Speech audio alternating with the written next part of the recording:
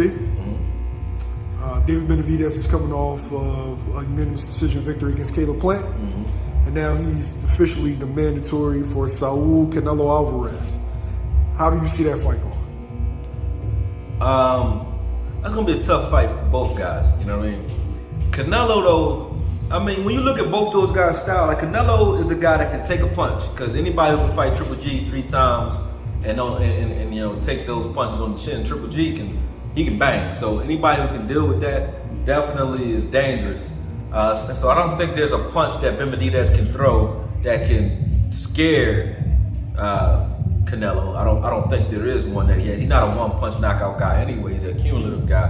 And Canelo has a lot of wiggle with his upper body, sort of like James Toney. He can wiggle a lot. So if there's one guy that I could say could sit still at super middleweight and kind of swim without getting wet against a Benavidez, it would be Canelo. And he's going to have to, because he's not going to be able to walk to Benavidez with the height difference. I think being as though you are 5'7", 5'8". Yeah, that height difference, he needs you to come to him. He needs you to be on the attack. So it's actually a great fight, a great style for Canelo. And I don't think people are paying attention to that. Styles make fights, and Canelo's a guy that needs you to walk into his base. When you watch him fight Bivol, it wasn't that Bivol was bigger. It was that when you did get those those quick, bang bang punches against Bivol, the size difference probably washed out there. But it was because of the movement. Bivol wasn't walking into a lot of those traps that most guys walk right into. And I think Benavidez is going to walk right to him. So if you want to ask me who I think will win that fight, it's Canelo. Although Benavidez is not a joke, Benavidez is definitely dangerous. His biggest problem is the fact that he can throw Gatling gun style combinations when you're sitting still.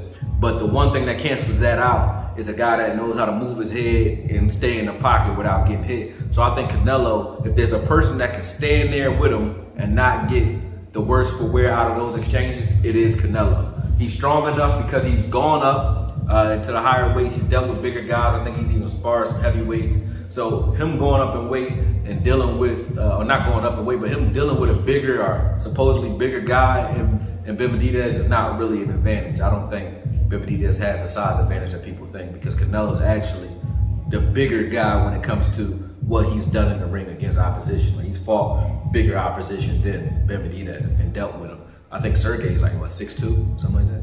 6'1"? Sergey Kovalev? Yeah. Like 6'1", yeah. Yeah, so he's dealt with guys taller, guys who punch harder than Benavidez. And I think Benavidez's best chance is to like swarm him, try to smother him. But it's hard to smother a guy, like I said, who can find leverage and angles while standing still. Canelo can stand right in front of you and still get leverage, good leverage on punches, just by a step here, a step to the left, step to the right, or just getting his shoulders turned a certain way so that he can turn into his punches. So I think he can hurt Benavidez. I think he can hurt him. For me, I think in this case, like, some guys chase the mountaintop too soon, in my opinion.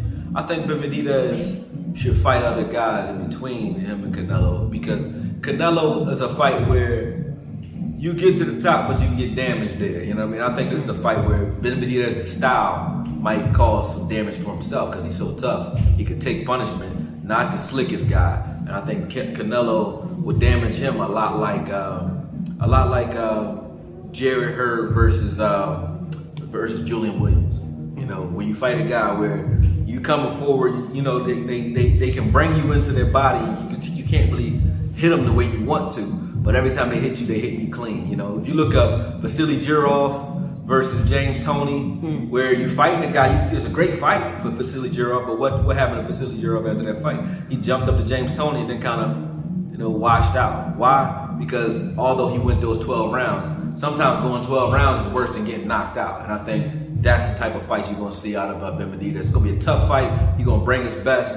It'll be a close fight even, but I think he's the one that's going to get worse for wear because of his style. You don't want to take too many punches from Canelo, because Canelo can bang, you know what I mean? And you're going to have to stand in there and take punishment. For Benavidez to win that fight, he has to take a lot of punishment to do it.